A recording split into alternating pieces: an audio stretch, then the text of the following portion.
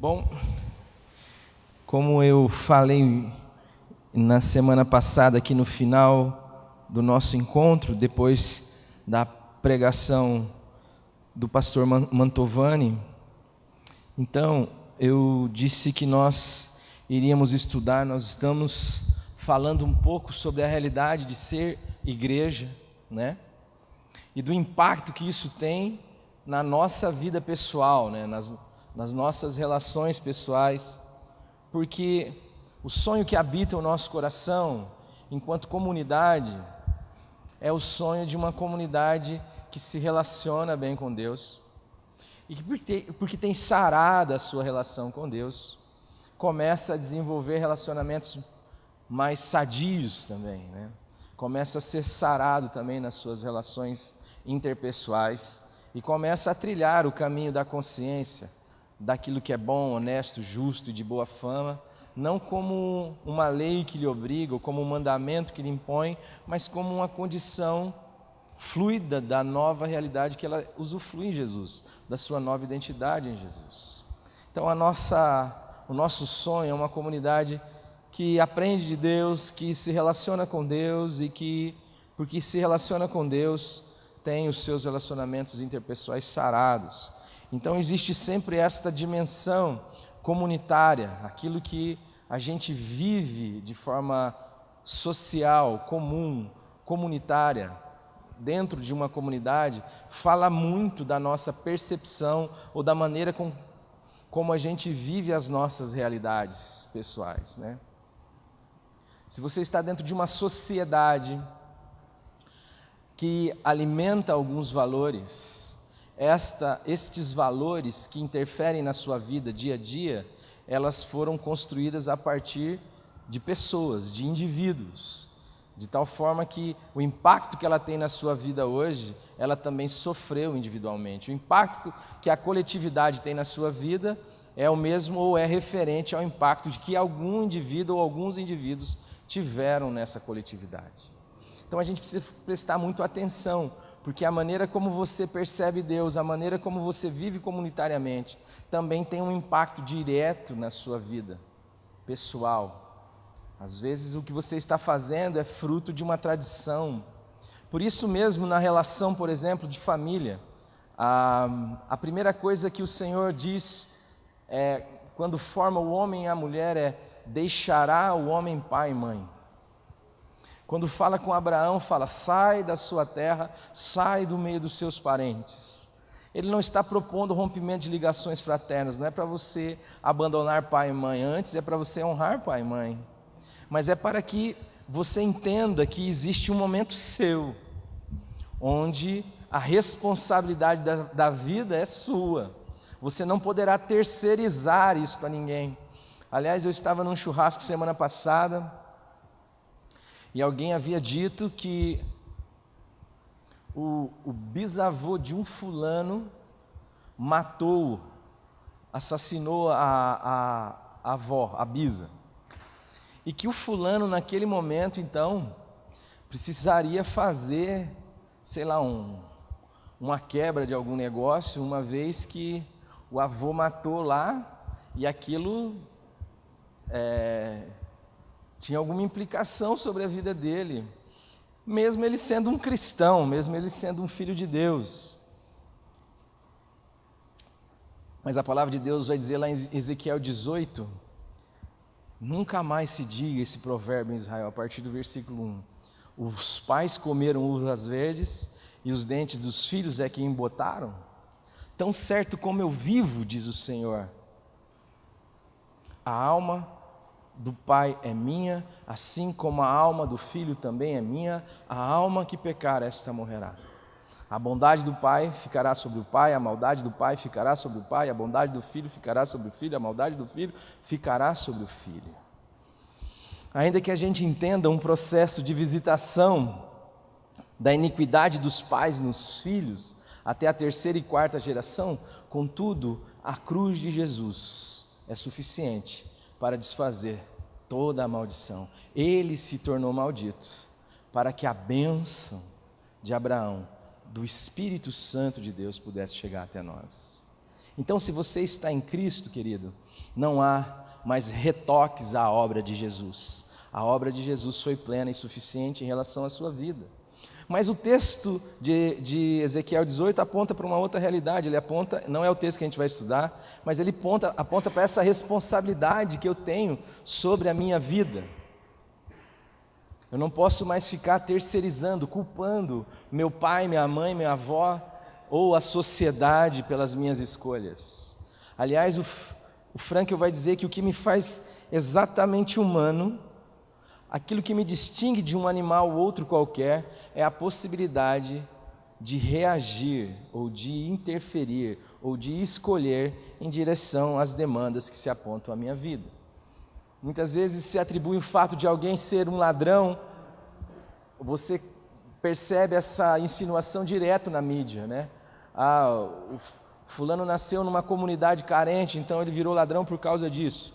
Não, a gente entende a pressão que isso exerce, mas isso tem a ver com as suas escolhas também, né? Senão, ele não é humano. Esse condicionamento que vem de fora e que me força a ser o que eu não quero ser, é pura e simplesmente uma realidade que se impõe como aquilo que me desumaniza. Ser gente significa, em Deus, ter a condição de ser responsável por suas escolhas. E o que acontece como comunidade, como igreja, que às vezes nós terceirizamos a nossa consciência. Essa foi a minha fala, antes da fala do pastor Maurício. Eu me espanto com esta facilidade com a qual nós queremos dar a nossa consciência a um terceiro, a um líder, a um grupo, que diga para mim o que eu devo ou não fazer. E nós trabalhamos então sobre o texto do julgamento de Jesus, quando o povo diz que queria Barrabás, que era para soltar Barrabás, em detrimento de Jesus o Cristo.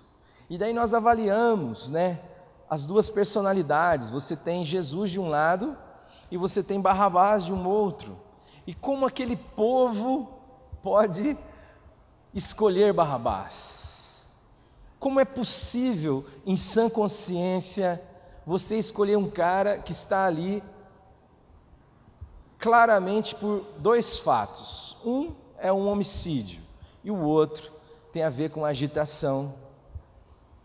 E no segundo caso, você tem Jesus, o Nazareno, um homem que por onde passou, curou, por onde passou, alimentou, por onde passou, serviu, que ressuscitou mortos, que alimentou gente, que restaurou dignidades, que sarou leprosos.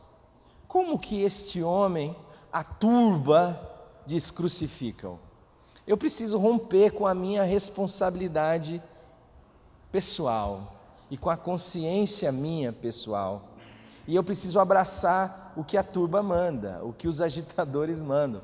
O texto vai dizer que eles instigaram o povo a dizer: solta-nos Barrabás e crucifica Jesus. Alguém já disse que, ainda que o indivíduo seja inteligente, contudo, a massa é burra. Mas isso não pode ser na igreja de Jesus. Na igreja de Jesus, o conceito que o Evangelho traz é de uma consciência aclarada e renovada e de uma liberdade diante dessa consciência. Caso contrário, não há relação. E Deus, e o Evangelho proposto por Deus, ele é extremamente relacional. O que eu estou querendo dizer? Ora, se alguém não tem consciência, não pode ter relação.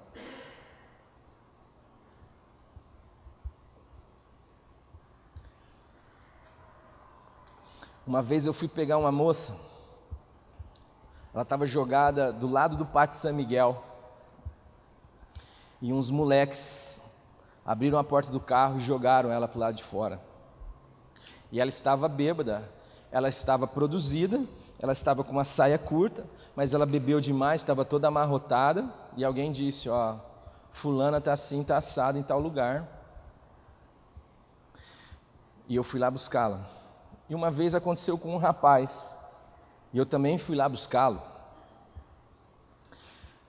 Eu não sei o que aconteceu, mas na situação daquela moça, ela não pôde ter ela não teve relação, ou nenhuma relação foi válida, qualquer relação ali foi um abuso. Dá para você entender? Consciência. A religião tira a sua consciência. Haja conforme a turba, haja conforme a maioria. E consciência pressupõe uma relação com a liberdade. Então, você não pode obrigar ninguém a se relacionar ou a amar você. Você não pode obrigar a sua esposa a lhe beijar, porque se você faz isso, esse beijo não significa absolutamente nada. Então, consciência e liberdade são condições sine qua non para a realidade do Evangelho. É com isso que Jesus veio falar, trazer. Se o Filho, pois, vos libertar, verdadeiramente sereis livres. E ele atrela a liberdade ao quê? Ao conhecimento do quê? Isto mesmo, da verdade. Ele diz assim: conhecereis a verdade e a verdade vos libertará. Por isso, amados, é o jeito mais difícil de lidar com gente, é o jeito de Deus, é libertar esse povo e dar consciência a esse povo. Mas aí eles podem fazer um negócio que o Senhor não quer, né, Deus? Pode. Pode ter mais, dependendo até onde eles forem, só eu vou poder arcar com esse processo. Mas Deus, por que o Senhor não escraviza todo mundo? Por que você não faz todo mundo fazer o que você quer? Ele fala, porque eu não seria Deus, seria o Satanás, né? Pura e simplesmente. Uma vez eu perguntei para o meu filho isso, o Luquinhas. Eu falei, filho, como você veria o papai se tudo, absolutamente tudo que você faz, vê, estuda, veste, vai, fosse minha determinação? Ou seja, você não poderia fazer nada além daquilo que eu lhe determinei fazer. Ele olhou para mim e falou assim, o senhor seria o Satanás. Ela é boa, filha. A relação do Evangelho é uma relação de liberdade a partir de uma consciência que é capaz de, no caminhar com a vida, a partir da liberdade trazida em Jesus pelo Evangelho, poder agora escolher o caminho. Quando eu falei aqui sobre a contribuição, é o texto que nós temos trabalhado aqui, não por constrangimento, não por barganha, não por ilusão, não por nada que não seja o amor, a liberdade. Se você estiver obrigado a estar aqui, você não está aqui, pura e simplesmente. Pelo menos não existe relação com Deus no fato de você estar aqui. Mas à medida que você entende, tem consciência do que significa isso aqui, do que significa a reunião da igreja, do que significa estar com pessoas, qual é o centro dessa reunião, a causa última desta reunião, ou seja, Jesus. E que você livremente se propõe a sair da sua casa e a estar com pessoas que talvez você tenha pouca intimidade. Porque vale a pena, porque eu entendo o que implica estar numa reunião como essa, então tem todo sentido a reunião da igreja, o fato de você estar aqui. Então, esta é a questão que eu queria trabalhar com vocês hoje. O fato de que aquilo que coletivamente acontece não pode me isentar das minhas responsabilidades pessoais. Por isso eu tenho que prestar atenção naquilo que me cerca, naquilo que me acontece. E aí, eu falei que gostaria de fazer isso a partir do texto, um texto clássico, muito lido, mas é um texto também muito forte, porque é uma fala de Jesus à igreja. E ele está lá no livro de Apocalipse, o capítulo 3, a gente vai ler do verso 14 em diante. E aí, amados? Posso ler? Ao anjo da igreja em Laodiceia, escreve. Jesus está dando uma ordem a João. João, eu preciso que você redija uma carta. Você vai ser simplesmente o meu amanuense. Eu vou dizer o que você precisa falar, de tal forma que essa carta é minha. É uma carta de Jesus Cristo à igreja em Laodiceia. Então escreve aí: estas coisas diz o Amém, a testemunha fiel e verdadeira, o princípio da criação de Deus. Conheço as tuas obras, que nem és frio nem quente, quem dera fosses frio ou quente. Assim, porque és morno, e nem és quente nem frio, estou a ponto de vomitar-te de minha boca. Pois dizes: estou rico e abastado, e não preciso de coisa alguma, e nem sabe que tu és infeliz, sim, miserável, pobre, cego e nu. Aconselho-te que de mim compres ouro refinado pelo fogo, para te enriqueceres, e vestiduras brancas para te vestires, a fim de que não se veja e que não seja manifesta a vergonha da tua nudez, e colírio para ungires os olhos, a fim de que vejas. Eu repreendo e disciplino a quantos amo. Sê, pois, zeloso e arrepende-te. Eis que eu estou à porta e bato, e se alguém ouvir a minha voz e abrir a porta, eu entrarei em sua casa e cearei com ele e ele comigo. Ao vencedor dar-lhe-ei sentar-se comigo no meu trono, assim como também eu venci e me sentei com meu Pai no seu trono. Quem tem ouvidos, ouça o que o Espírito diz às igrejas. Pai amado, esta é a tua palavra. Senhor Jesus querido, é isto que o Senhor nos trouxe como mensagem à igreja de Laodiceia e como mensagem à igreja que se reúne aqui nesta noite. Por isso, em teu nome, Senhor Jesus, pedimos que o teu Espírito Santo nos revele a tua palavra, que ela seja esta espada de dois gumes, que ela corte, Senhor, para todos os lados, e que ela aprofunde, Senhor, as intenções do nosso coração, que ela traga fé, discernimento, vida, arrependimento, pelo poder e ação do teu Espírito. É em nome de Jesus que nós oramos, e eu peço que em nome também do Senhor Jesus, seja repreendido toda a ação contrária, toda a ação das trevas, tudo aquilo que quer impedir, que quer se colocar como obstáculo, como contra o conhecimento de Jesus, seja em nome do Senhor Jesus repreendido neste momento, e que haja salvação, cura, em nome do Senhor Jesus e para a glória dele. Amém.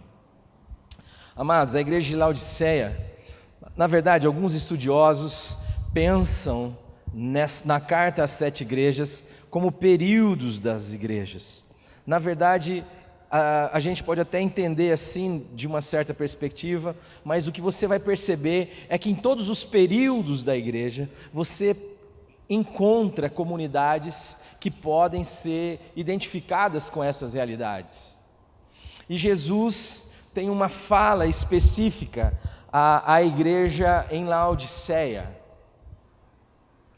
Era uma igreja muito peculiar, porque Laodiceia, na verdade, ela tem uma história interessante. Ela tem uma mudança de nome. Antes de chamar-se Laodiceia, ela chamava-se Cidade de Deus. E Laodiceia, Lau é povo, é leigo, é leigos. Laodiceia significa o povo que julga, ou o julgamento do povo. Você tem uma mudança interessante. A mudança que se dá de uma cidade que se chamava Cidade de Deus, mas que passou a chamar-se Laodiceia, ou a cidade do povo que julga, ou do julgamento do povo. Houve um problema no momento desta mudança, mas a partir dos favores que foram feitos àquela cidade, ela começou a se acostumar com aquele nome, a se favorecer daquele nome. Era uma cidade que fica até hoje na Turquia, ou na Bíblia diz na Ásia Menor, e é uma região de muitos vulcões e de muitos terremotos, e ela produz uma água E esta água, ela é insalubre, você não consegue beber, uma vez que a incidência de enxofre e de sal é muito forte nesta água. Mas havia os dutos, as casas que eram feitas. Quando você vai olhar nas descobertas, nas escavações, naquilo que foi feito, você percebe que as casas, a maioria das casas, todas elas tinham uma fonte. Eles cavavam um poço e deixava aquela água jorrando, e era uma água que saía quente e saía também salgada, e saía então de uma forma que as pessoas também experimentavam piscinas daquilo como uma termas do Rio Quente, só que com a água nesse sentido, nesse conteúdo. Era para poder trazer água potável, você tinha que fazer dutos de longe para abastecer a cidade de Laodiceia com esse tipo de água. Só que estes instrumentos naturais, ou estes elementos naturais, melhor dizendo, proporcionou também a ela uma realidade onde ela tinha uma indústria muito forte. A maior escola de oftalmologia que existia na época era em Laodiceia. Eles produziam um colírio, um pó frígio que eles chamavam, que as pessoas untavam os olhos. Também acharam até na Inglaterra, num dos seus museus, eu não sei em qual, mas eu fui estudar isso para ver, para falar um pouquinho para vocês. Existe um potinho que acharam, tem até a marca dos 2 dedinhos da pessoa que usou pela última vez, de passar nos olhos, encontrado em escavações na região, em Laodiceia. Era um lugar onde havia uma indústria têxtil muito poderosa, muito forte.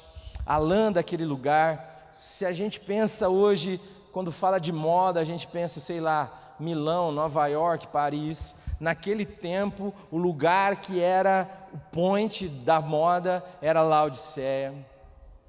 A indústria lá era muito poderosa, e também isto foi gerando, em face das estradas geradas pelo Império Romano, daquilo que o Império Romano foi construindo de estradas. Por isso que havia o ditado que todos os caminhos levam a Roma, a Pax Romana, que acabou com as fronteiras, gerando então vias onde o comércio poderia ser realizado e feito, porque Roma não tinha o interesse de tomar uma terra para ser dono de muitas terras. Ele tinha interesse em tomar terras e cobrar desses lugares impostos. Então as vias que eles construíam geraram naquela localidade. Até hoje a região, a Turquia está nessa bifurcação, né? Ela é esta porta de entrada do Oriente para o Ocidente, né? Ela é a porta de entrada para a Europa. Houve-se ali então uma encruzilhada, vamos dizer assim, uma situação favorável ao comércio, e isto gerou naquela cidade muita riqueza, mas muita riqueza. Era um lugar de instabilidade geológica também, muitos terremotos, e por volta do ano 67, por exemplo, para a gente poder entender aqui o que eu quero dizer, houve um terremoto que praticamente devastou toda aquela cidade. E quando Roma, e não só a cidade de Laodiceia, mas as cidades vizinhas, as cidades próximas, e quando o imperador foi se oferecer como ajuda para a reconstrução da cidade, os cidadãos de Laodiceia disseram assim: nós não precisamos do seu dinheiro, nós temos dinheiro suficiente, pode deixar que nós mesmos reconstruir Laodiceia. Esta é uma realidade que a gente percebe que está impregnada na cultura e na vida dos cidadãos daquela cidade. É uma igreja que começou, como Paulo vai chamar, como uma princesa, mas que naquele tempo, já 40 anos depois, já estava se transformando, ou já tinha se transformado nessa estrutura diante de qual Jesus está se propondo a uma conversa. E ele começa essa conversa de uma forma muito interessante. Ele diz: ao anjo da igreja em Laodiceia escreve: estas coisas diz o Amém, a testemunha fiel e verdadeira, o princípio da criação de Deus. Ele está dizendo assim, quem está falando aqui é aquele que é. A palavra amém, a gente traduz como assim seja, mas a melhor tradução para esta palavra seria assim é. Quem está falando aqui é aquele que é aquele que estava no princípio da criação, porque a igreja já tinha se achado como a finalidade, como o fim último, como sendo esta realidade última. Eu tenho dito e ensinado a vocês aqui que todas as vezes que nós nos tornamos um fim para a ação de Deus, é exatamente isto que a ação de Deus se torna, um fim.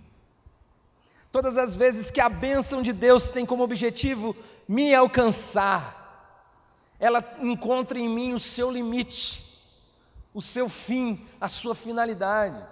Eu disse isso quando falei sobre o chamado de Abraão, em que ele diz assim: Abraão, eu vou te fazer um cara rico, eu vou te fazer um cara famoso, eu vou facilitar a sua vida. Mas a palavra de Deus não para por aí, ele diz assim: em ti serão benditas todas as famílias da terra. Ou seja, é um fato de que a bênção vai alcançar a vida de Abraão.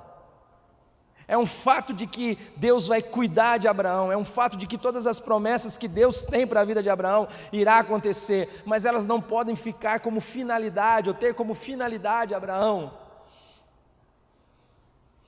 porque toda a obra de Deus, verdadeiramente de Deus em nós, ela acontece em nós e através de nós, ela não para em nós. Esta estrutura que te chama para ser abençoado, que te apresenta um Deus para você, um Deus que tem como finalidade te abençoar, esta é uma estrutura satânica, porque é uma estrutura anticruz, pura e simplesmente. Deus é o Deus que se dá, e nos criou tendo a nossa identidade na sua imagem, no seu caráter e na sua forma de governar. Façamos o homem à nossa imagem, à nossa semelhança, e governe ele sobre todas as coisas. Então, quando nós vivemos esta vida onde Laodiceia já se achava e se percebia como a finalidade última da ação de Deus, ela se perdeu nesse processo. E Jesus está dizendo assim: gente, quem está falando aqui é o amém, é aquele que é, e vocês não são. E eu vou explicar para você por que não são. Ele diz assim: conheço as tuas obras, que nem és frio e nem quente. Quem deras fosses frio ou quente. A primeira coisa que a gente precisa entender é que na igreja de Laodiceia havia muitas coisas sendo realizadas. É muito próprio de que você e eu nesse momento estejamos muito ocupados com muitas coisas a fazer. A questão é que isso não aconteça na nossa vida. Não é que uma igreja de Jesus Cristo não possa gerar ou fazer muitas coisas. Quando você olha para o chamado de Abraão, comparado depois em Sara e em Agar por Paulo, no capítulo 4 de Gálatas, você percebe que ali existe duas alegorias, segundo Paulo: Sara e Agar. Ora, Sara era estéril durante toda a sua vida, e Deus espera o seu marido ficar decrépito para depois gerar filhos. Como quem diz: quem está fazendo esse negócio aí sou eu. Ainda que em um determinado momento Abraão teve que chegar para Sara e falar: amor, vamos chegar ali no escritório? Vamos conversar um pouquinho?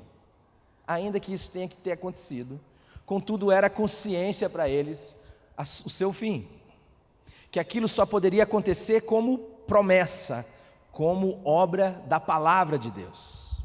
Mas antes disso acontecer, houve um momento em que, sugerido por Sara, Abraão avaliou a sua possibilidade, avaliou as condições de Agar e disse: puxa vida, eu gostei da ideia de Sara, porque Sara havia sugerido que Abraão tivesse um herdeiro com Agar, sua escrava. Ora, a escrava é minha, tudo que ela faz é meu. Se ela fizer um bolo, o bolo é meu. Se ela fizer um vestido, o vestido é meu. Se ela fizer um filho, o filho é meu. Então você vai lá, se relaciona com ela. Se ela gerar um filho, o filho vai ser meu, o filho vai ser seu, e está resolvido o problema de Deus. E aí gera, produz. Mas quando você olha as duas realidades de forma pragmática, fica difícil, porque você olha e você tem de um lado Sara e Isaac. Do outro lado você olha, você tem Agar e tem Ismael. Uma mulher e uma criança, uma mulher e uma criança. Então está tudo certo. Só que uma vai dizer que é fruto da promessa, e a outra é fruto da capacidade humana ou da carne. Às vezes, como comunidade, a gente pode fazer muitas coisas, a igreja pode realizar muitas obras, e Jesus está dizendo: eu conheço as tuas obras. Só que é o seguinte, estas obras falam de vocês, e sabe o que elas falam de vocês? Elas falam que vocês não são. Vocês não são, amém, eu sou. Vocês não são nem quente, e vocês não são nem frio. Quem dera vocês fossem quente ou frio. E aí ele diz, assim porque és morno e não és nem quente, nem frio, isso está embrulhando o meu estômago, e eu estou a ponto de vomitar-te. Se tem uma coisa que causa náusea no Senhor, é uma vida vivida para o nada, é uma vida sendo desperdiçada com aquilo que não é. Não que não tenha obras, não que não realize, não que não trabalhe muito, mas toda a sua obra, toda a sua concreção, toda a sua realização tem como finalidade a si mesmo, por isso tem um fim, por isso não é. Se você trabalha para você, seu trabalho não é. Eu vou olhar para o seu trabalho e ele vai dizer para mim quem você é, ele vai dizer, você está diante do trabalho de alguém que não é. Se o seu casamento é para você, não existe um casamento. Se o seu estudo é para você, não existe um estudo.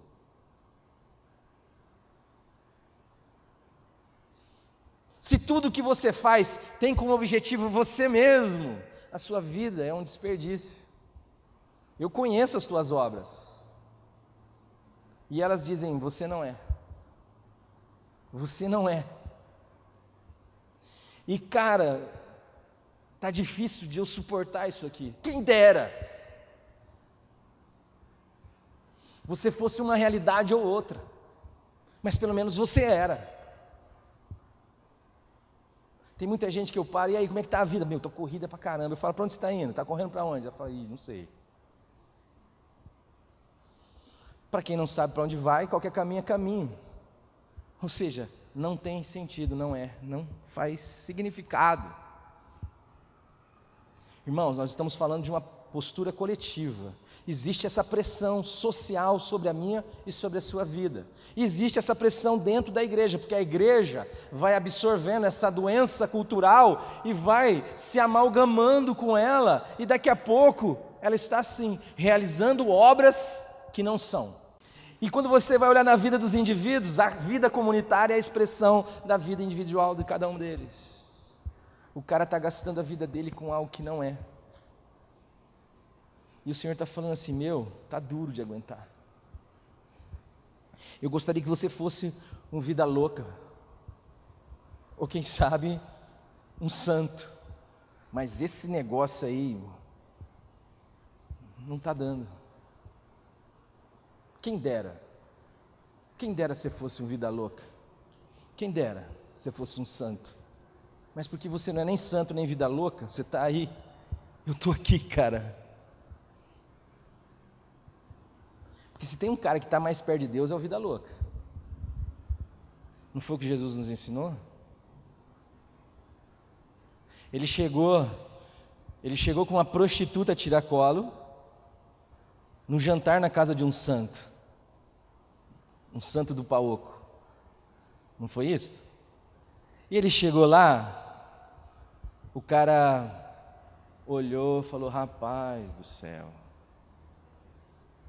o que esse homem está fazendo com essa mulher? Aí o cara já ficou até meio assim, né? Entra aí, fica à vontade. Fica aí, fica de boa aí. Jesus foi lá, sentou. Daí a mulher começou uma hora lá a chorar, sei lá, deu uma crise, ela pensou em alguma coisa, né? Começou a chorar. Aí caíam umas gotas de choro em Jesus, ela pegava o cabelo e secava. E o cara aqui, filmando. Rapaz do céu. Aí chegou uma hora que ela começa a beijar Jesus. Aí esse cara fala assim, não, aí já é demais, cara. Vamos dispensar logo, vamos terminar essa janta aqui e fala o seguinte, manda esse cara embora, porque se ele fosse profeta mesmo, esse cara saberia quem é essa mulher. E se ele soubesse quem é essa mulher, não ia ficar deixando ela alisar ele, beijar ele, tá com ele. E aí Jesus fala assim, ô caboclo, posso te fazer uma pergunta? Ah, pode, senhor. Mentiroso, né? Tinha um cara que ele era credor de 2 pessoas. Um devia 500 denários e o outro devia 50 denários. Ele resolveu perdoar os 2. Quem que amou mais? Aí disse, quem foi mais perdoado? Ele falou, certamente, você respondeu bem. Porque quem muito foi perdoado, muito ama. Quem foi pouco perdoado, pouco ama. Vida louca está mais perto. É por isso que ele diz assim, gente, eu não tenho nada a ver com justo. Você se acha justo? Então Jesus não é para você. Não foi eu quem disse, foi o próprio Senhor quem disse. Ele falou, eu não vim chamar justos, eu vim chamar pecadores ao arrependimento. Os sãos não precisam de médico, e sim os doentes. E Jesus está dizendo assim, gente, o que vocês estão fazendo com a vida de vocês, cara? Vocês estão aí como igreja, vocês estão bacanas, vocês estão realizando, eu estou vendo, mas é o seguinte, essas obras só falam de vocês algo, vocês não são. Quem dera vocês fossem, porque quem está falando com vocês é o amém, é aquele que é. Aí ele diz assim, pois dizes, no 17, estou rico e abastado e não preciso de coisa alguma, e nem sabes que tu és infeliz, sim, miserável, pobre, cego e nu. Bom, essa era a realidade da igreja em Laodiceia, a realidade da cidade de Laodiceia, e que agora estava se amalgamando à estrutura da igreja em Laodiceia, depois de 40 anos de sua fundação. Ou seja, tudo aquilo que ela chama de riqueza, tudo aquilo que ela chama de bem, tudo aquilo que ela chama de bom, é na realidade não ser riqueza, não ser bem, não ser bom.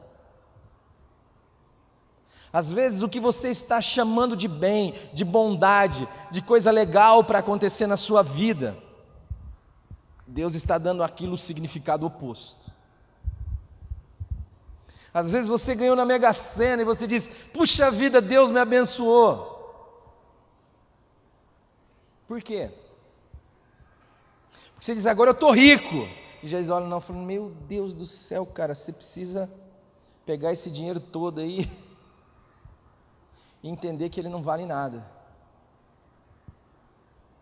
Você é pobre.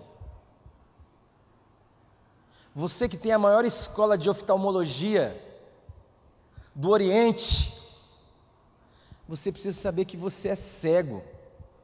Você que tem a maior indústria de moda, precisa entender que você está nu.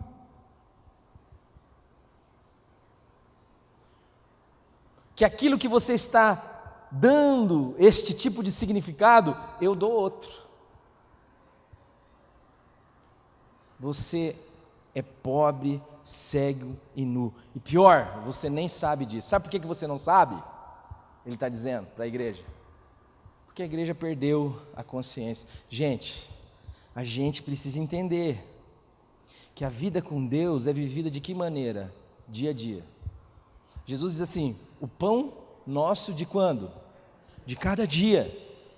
Então, algo que começou bem, não necessariamente tem no fato de ter começado bem, a perpetuação de que será bem para sempre. Porque a vida cristã é vivida de dia em dia. É hoje o dia da salvação. Eu não quero saber se você começou bem, eu quero saber se hoje você viveu este dia como um presente de Deus e, portanto, diante de Deus. E também não é a paz do lado de fora, ou a prosperidade do lado de fora, ou a ausência de necessidade do lado de fora, que significa que você é abençoado por Deus. Porque esta é uma dimensão espiritual. E esta bênção só se encontra em Jesus. De tal forma que eu não sei o que você está vivendo pessoalmente. Eu só sei que talvez o que você esteja vivendo é uma avaliação equivocada, uma vez que você está com a sua vida tranquila, bacana e tal. Mas eu quero saber de como está a sua vida com Deus. Qual o significado da sua vida para Deus? Porque Ele é o que é. Se você não está nele, não faz nele, não é nele, você e eu não somos também. Como igreja, deixamos de ser. Existem estruturas gigantescas, propostas dessa seguinte forma: viva para você, viva, Deus serve aos seus interesses, Deus está aqui para te abençoar. É óbvio, Deus, Ele é o abençoador. A palavra de Deus vai dizer que Ele tem prazer em Ele é o galardoador. Como é que fala essa? Ele tem prazer em abençoar. É dele. Ele não pode negar ele. Assim como ele não pode mentir. Só que esta bênção não pode ter um fim em mim. Esta bênção, ela tem sempre uma continuação a partir de mim. Caso contrário, ela não tem relação em Deus.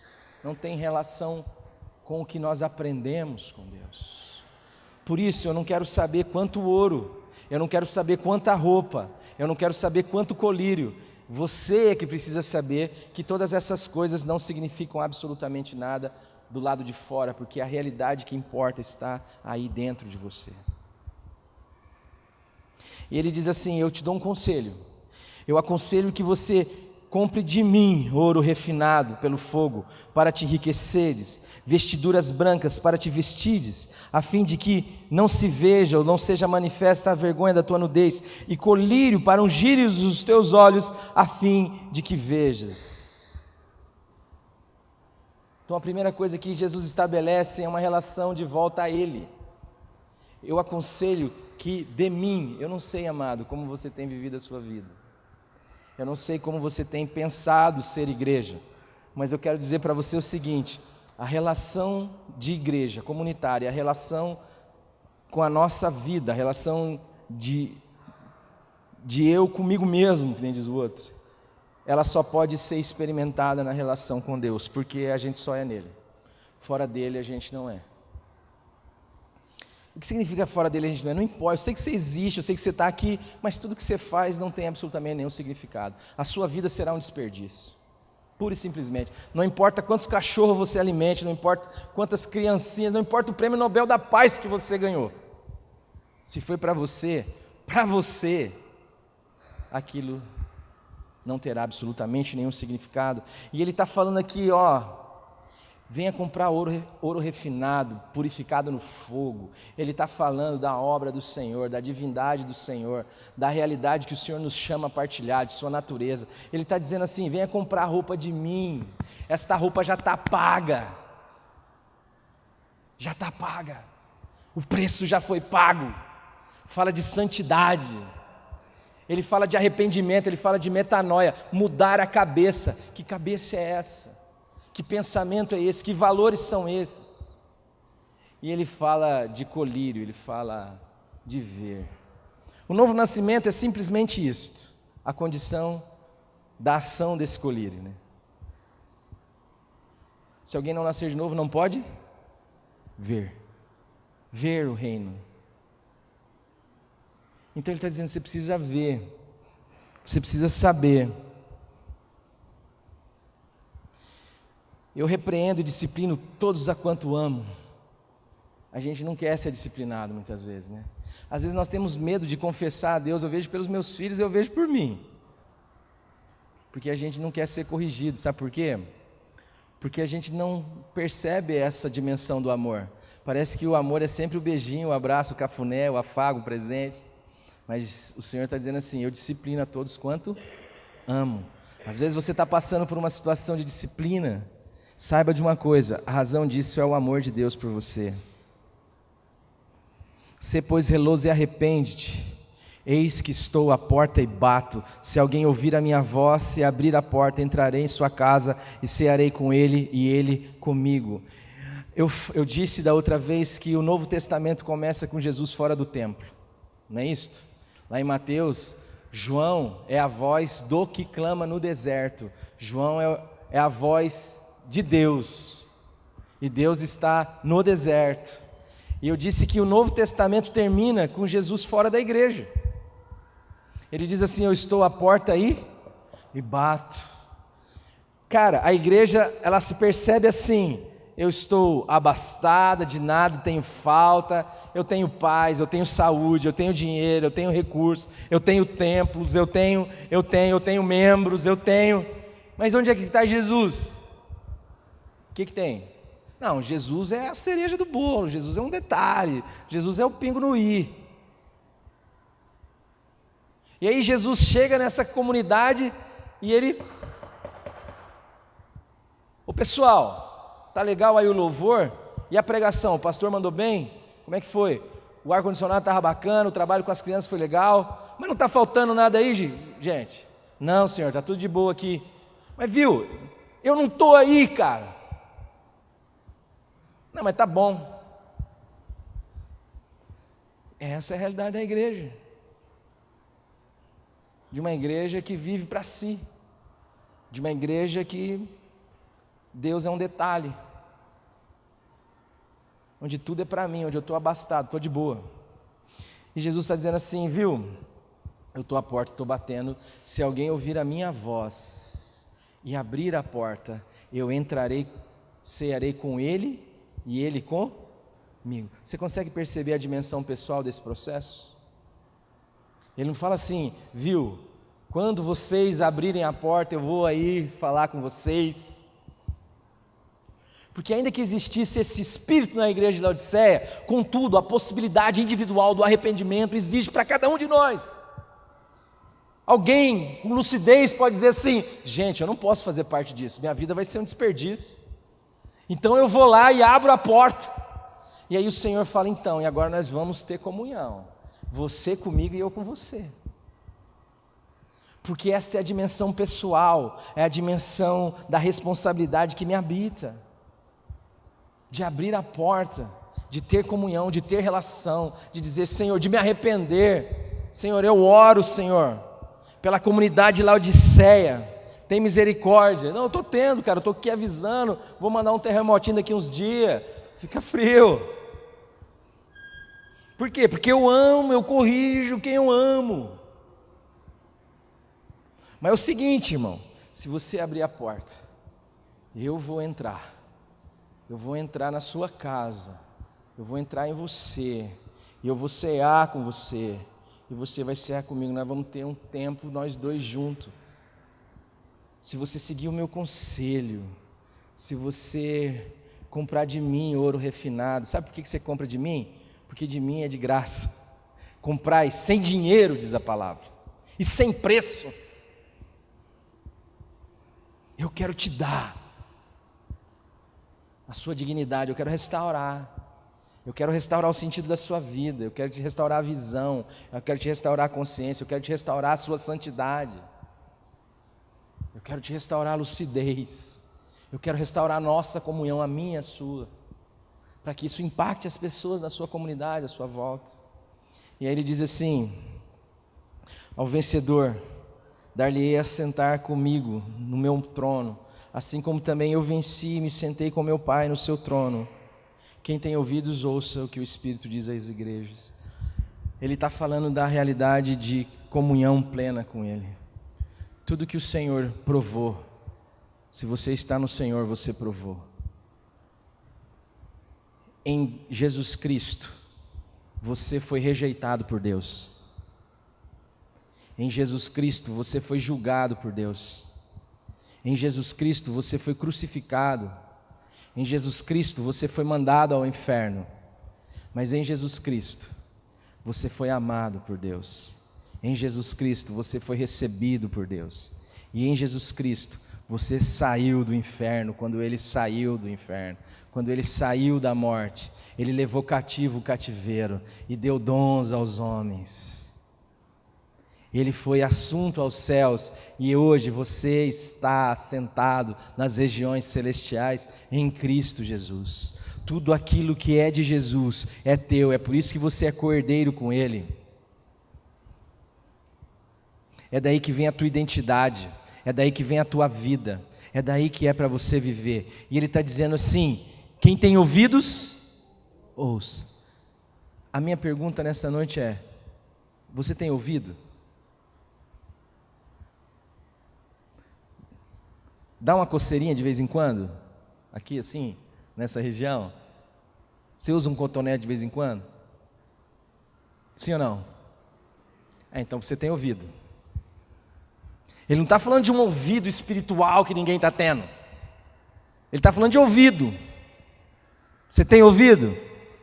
Então ouça, dê valor ao que você está escutando. Tem gente que ouve, mas não escuta, né? Entra aqui e sai para cá. Então ele está dizendo assim: se você tem ouvido, ouça isso, amado. Pare de valorizar a vida do lado errado. Pare de querer ser em você. Não se deixe levar pela massa, mas avalie a si mesmo. Olhe a sua volta. Avalie a minha palavra, avalie a minha correção, avalie o meu empenho em andar na sua direção para ter comunhão com você.